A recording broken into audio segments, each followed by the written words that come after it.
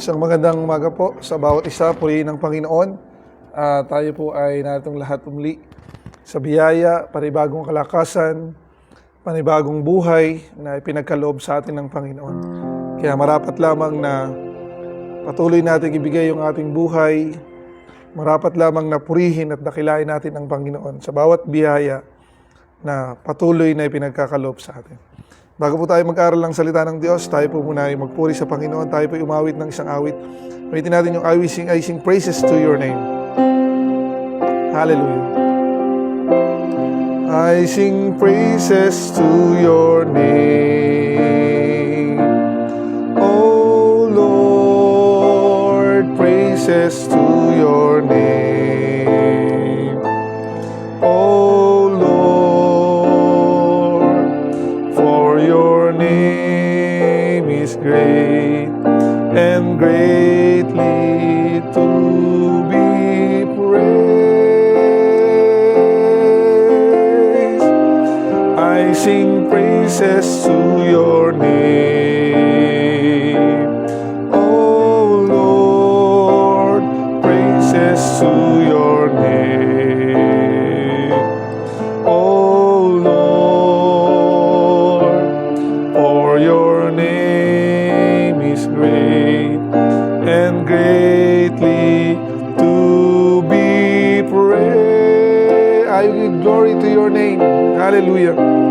I give praise. I will sing praises to your name. Hallelujah. I sing praises to your name. Oh Lord, praises to your name. Oh Lord, for your name is great and greatly to be praised. For the last time, I sing praises to your name. I sing praises to your name. Oh Lord, praises to your name. Oh Lord, for your name is great and greatly to be praised. Hallelujah. For your name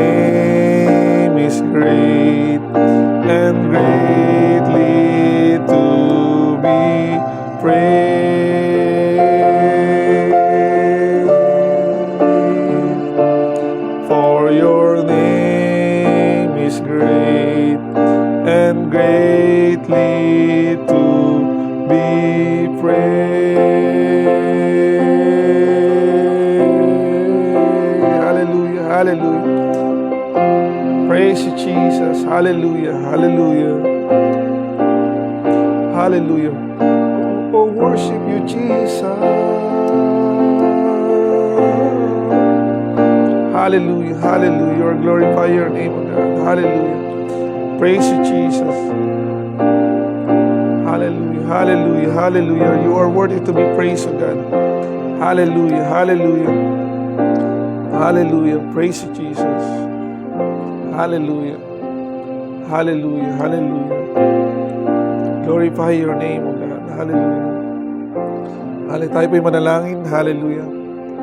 Hallelujah. Praise you, Jesus. Hallelujah.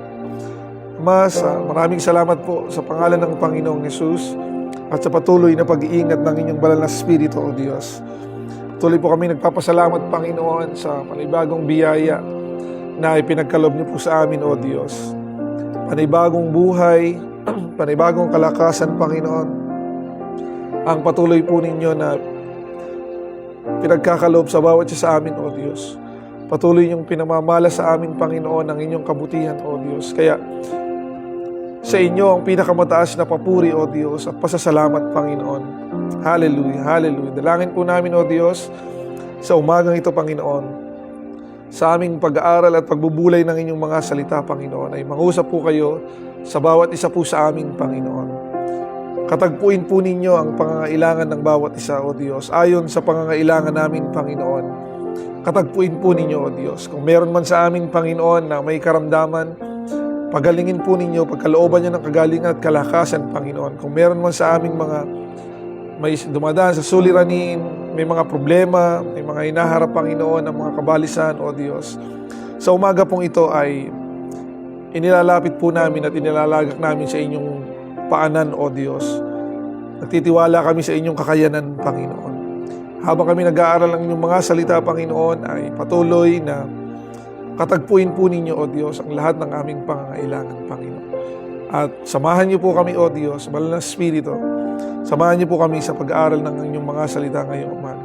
Ang kalooban po ninyo ang patuloy naming magawa, O Diyos, at patuloy naming makuha, Panginoon, sa umagang ito, O Diyos. Sa inyo po yung papuri at ang pasasalamat sa makapangyarihang pangalan ng Panginoong Hesus. Ang lahat po'y magsabi ng Amen. Purihin ng Panginoon, magandang umaga po sa bawat isa. Tayo po ay dumako sa pag-aaral po ng salita ng Diyos ngayong umaga. Kung kayo po ay may Biblia, ay makipagbuklat po kayo sa akin sa aklat ng Mark or Marcos chapter 9, verse 33 to 35. Ito po ay isang tagpo na kung saan kasamahan ng Panginoon ang kanyang mga alagad.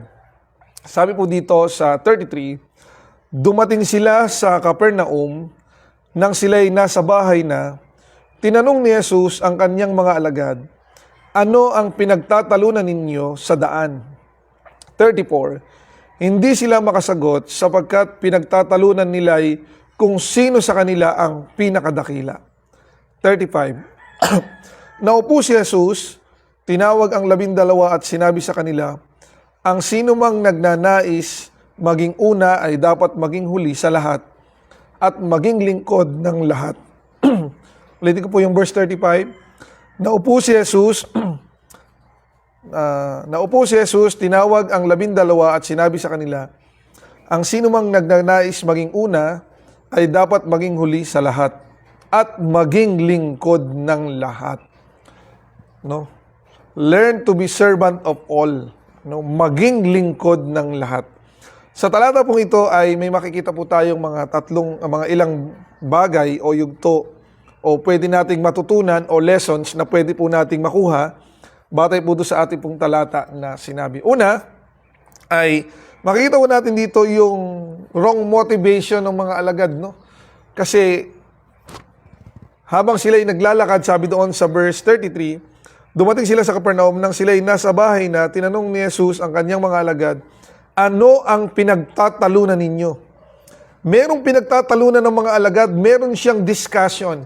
Meron silang issue na pinagtatalunan. At alam niyo po kung ano yung pinagtatalunan nila. Ang pinagtatalunan po nila ay kung sino ang pinakadakila sa kanila. Ang pinagtatalunan nila, sino sa atin ang pinakadakila?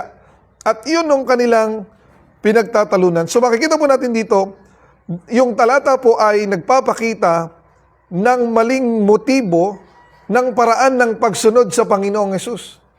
No?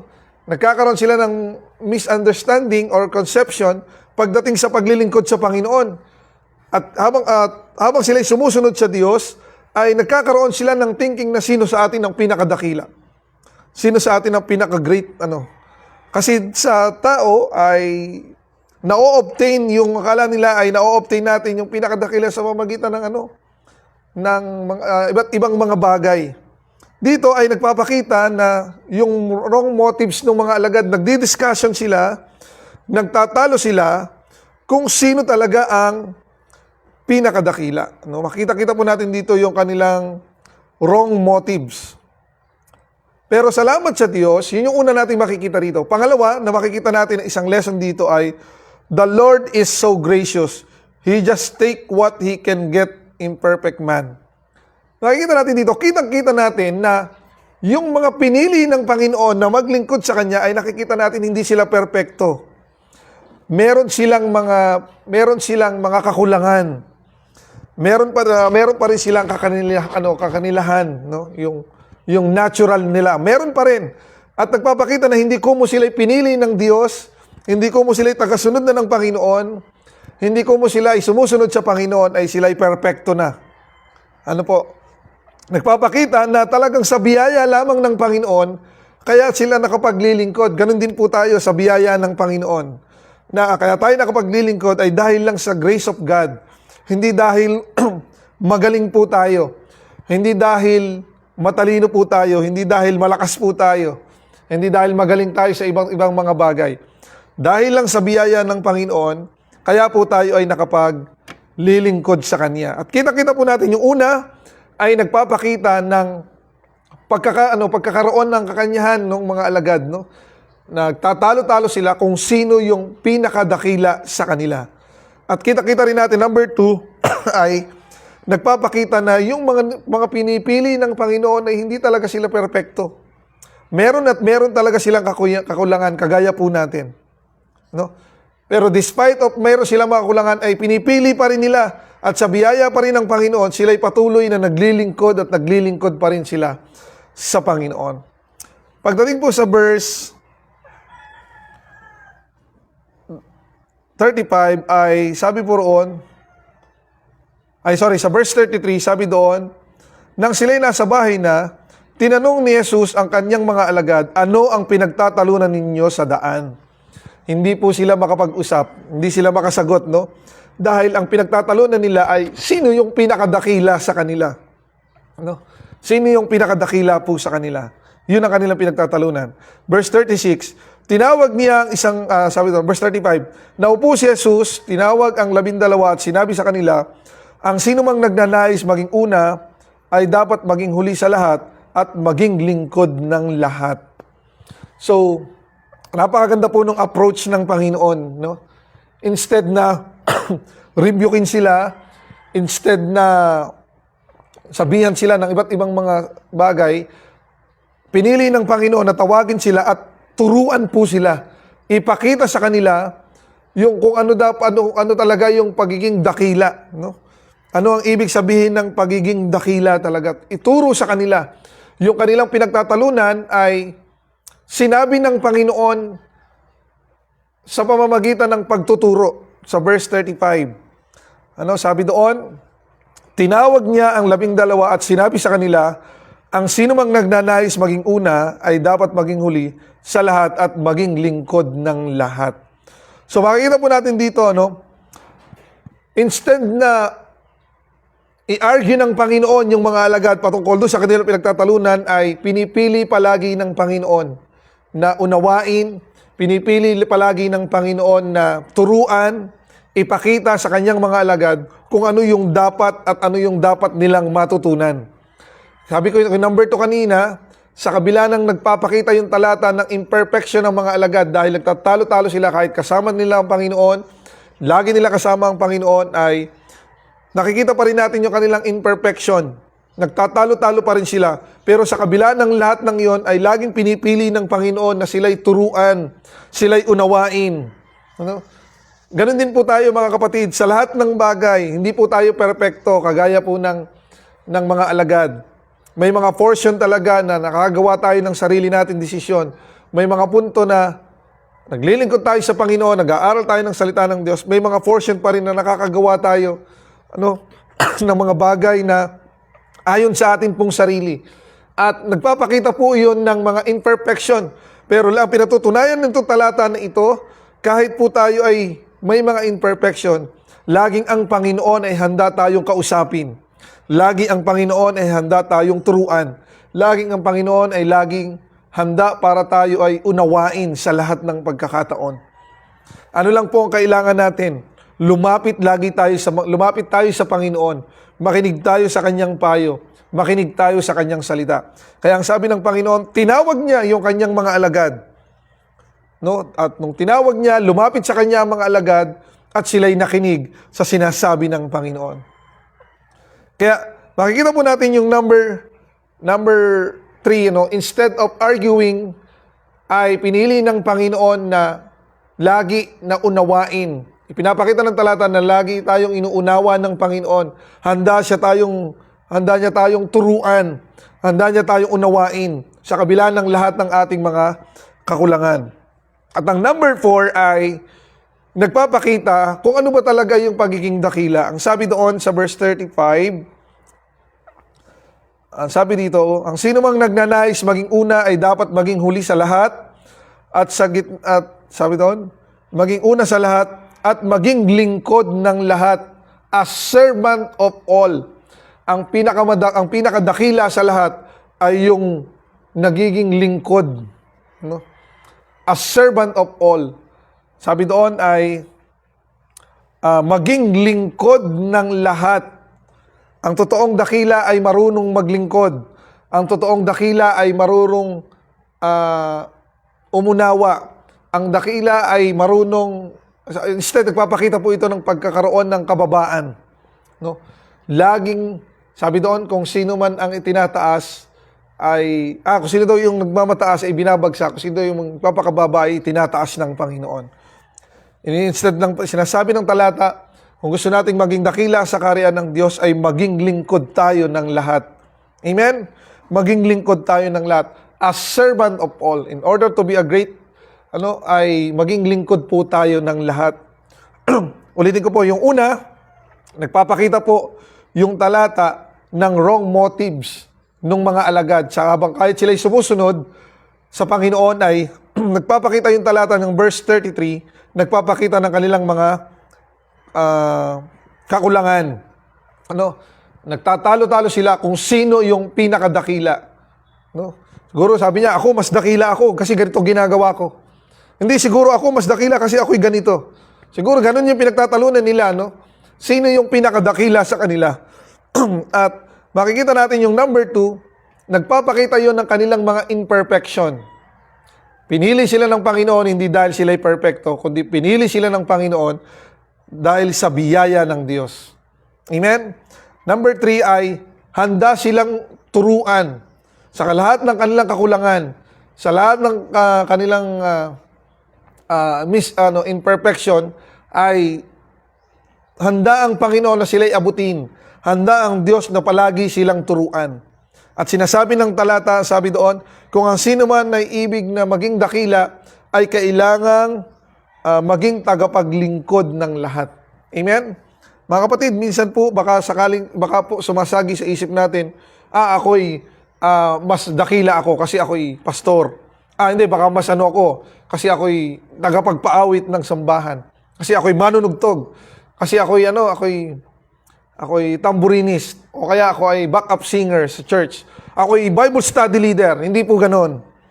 Hindi po nakikita na kung sino man ang pinakadakila batay sa kanyang posisyon. Kundi ang sabi doon, nakikita kung sino ang pinakadakila sa pamamagitan ng kanyang paraan ng kanyang paglilingkod sa Panginoon. O purihin ng Panginoon. At makikita rin po natin dito, na yung kakulangan natin, kahit tayo naglilingkod sa Panginoon, hindi ka maibibilang na hindi ka dakila dahil ikaw ay nagkakamali. dahil ikaw ay may kakulangan o dahil ikaw ay may mga kahinaan. Hindi po yon. Kasi ang Panginoon ang magsusupply, ang Panginoon ang magtuturo sa atin, ang Panginoon ang mag-guide sa atin sa lahat ng ating mga kakulangan. Ang salita ng Diyos ang magpapalago sa atin at ng kaalaman sa mga bagay na bumabagsak tayo, mga bagay na nadadala tayo ng sarili nating desisyon at kaisipan.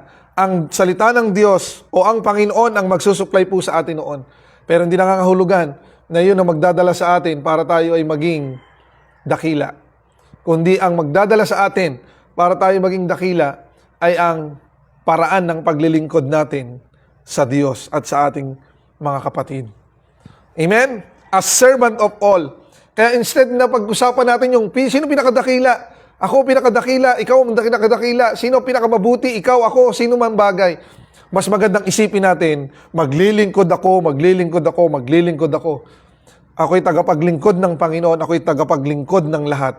Sa lahat ng mga bagay na meron man tayong kasaganaan, tayo man ay nasa kasalatan, tayo man ay nasa katiwasayan ng ating buhay, tayo man ay nasa mga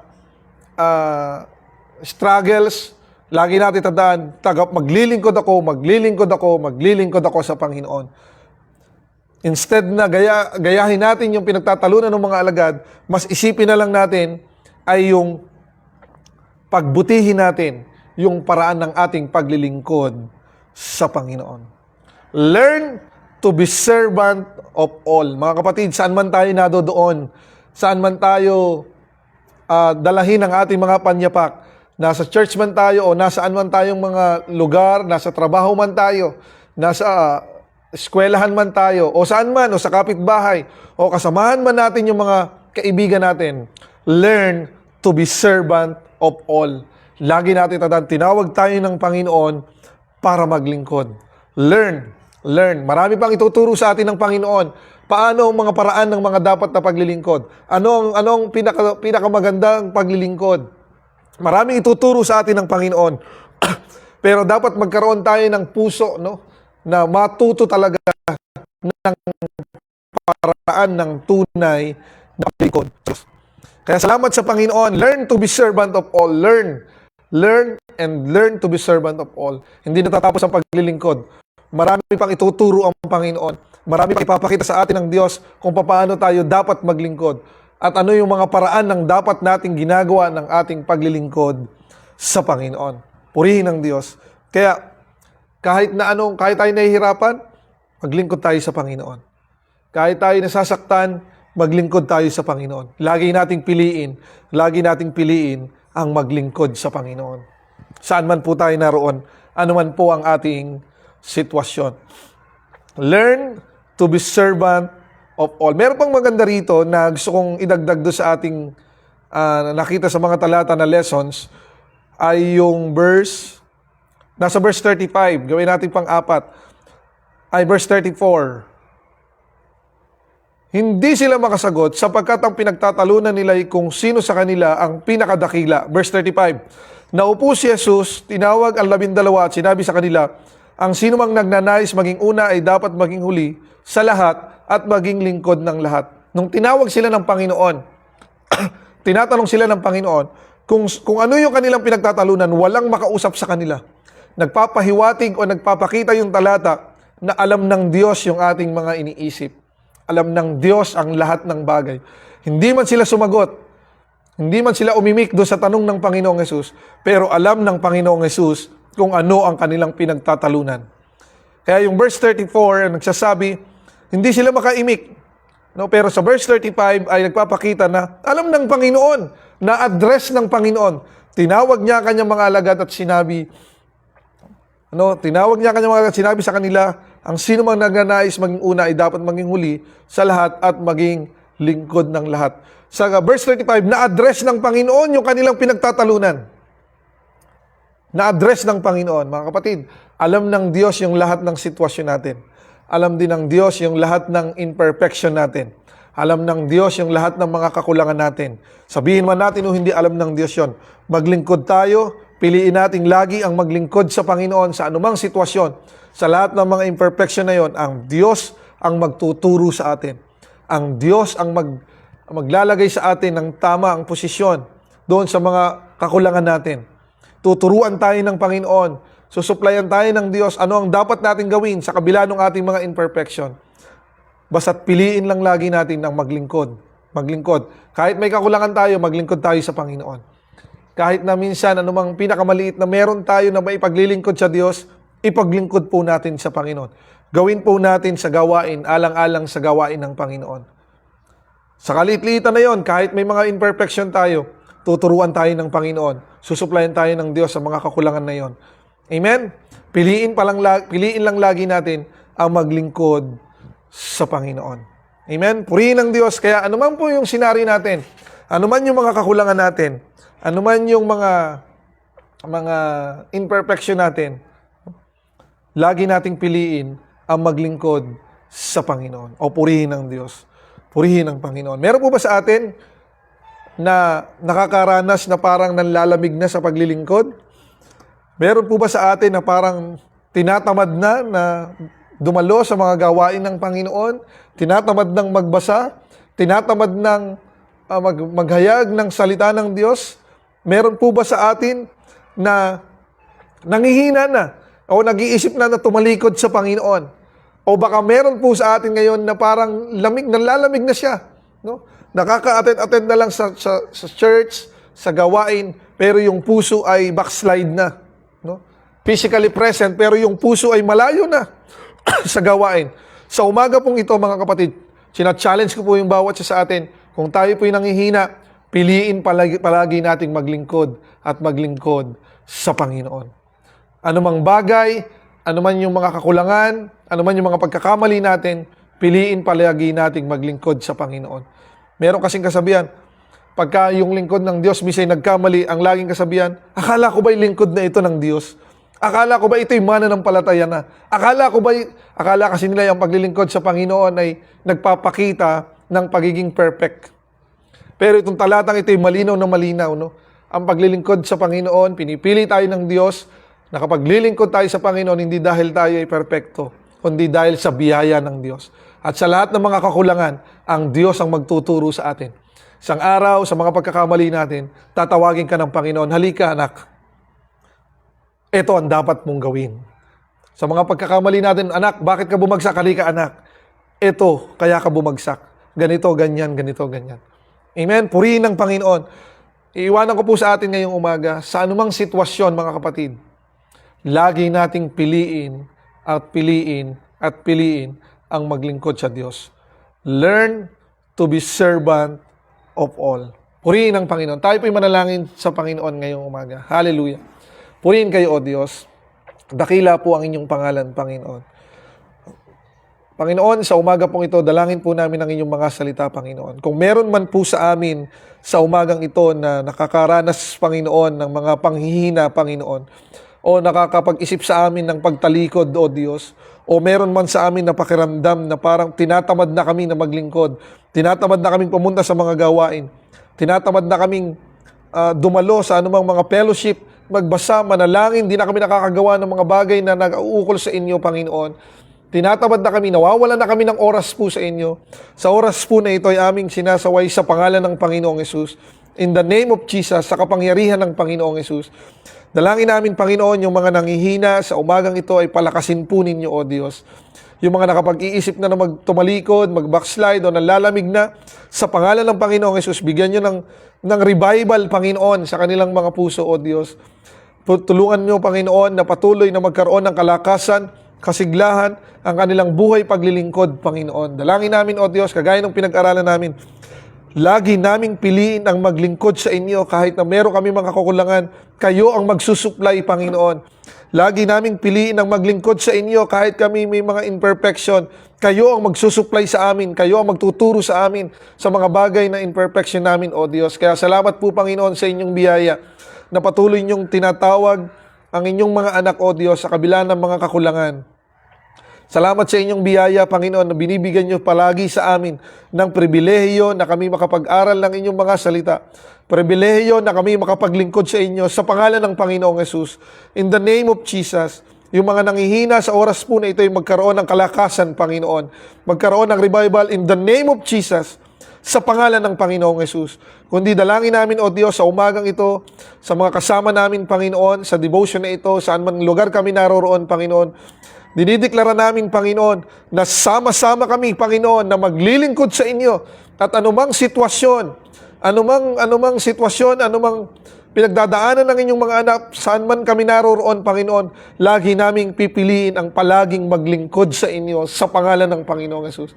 Tulungan nyo kami, Panginoon, na piliin namin at matuto palagi kami ng paraan ng paglilingkod sa inyo, O Diyos. Kaya salamat po sa umagang ito. Dalangin po namin, Panginoon, yung aming mga tagapanguna sa lahat ng bagay, O Diyos. Patuloy niyo po silang i-bless, Panginoon, at pagpalain, Panginoon. Patuloy niyo po silang ingatan at patuloy niyo po silang gamitin, O Diyos, sa mas marami pang gawain, Panginoon. Pagpalain niyo po sila sa lahat ng aspeto ng kanilang buhay, Panginoon. Kaya salamat po sa umagang ito. Sa inyo po namin pinagtitiwala ang pinakamataas na papuri at pasasalamat sa makapangyarihang pangalan ng Panginoong Yesus. Ang lahat ay magsabi ng Amen. Purihin ng Panginoon, mga kapatid. Lagi po nating piliin ang maglingkod sa Diyos. To God be the glory. Sa Diyos po